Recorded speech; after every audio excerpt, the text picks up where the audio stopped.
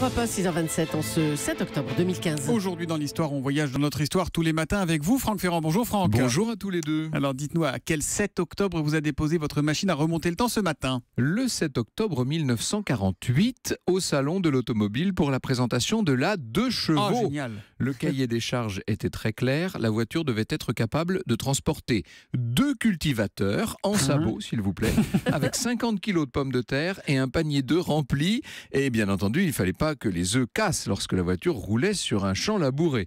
Elle devait atteindre les 60 km/h et ne pas consommer plus de 3 litres au 100. Alors tout ça supposait d'abord une suspension idéale, obtenue grâce à un système de barres de torsion.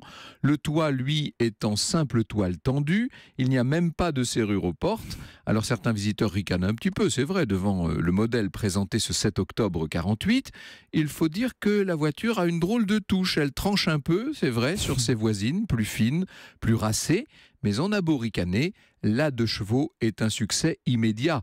Au point que la production ne suive pas, la liste d'attente va s'allonger et il faudra parfois attendre plusieurs années avant d'être livrée. Et ce triomphe, Franck, s'est prolongé jusqu'à la fin des années 80, hein? Jusqu'en 1990 exactement.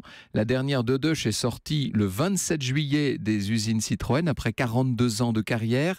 C'était un modèle Charleston réservé au directeur d'une usine portugaise. En tout, près de 4 millions d'exemplaires auront été vendus.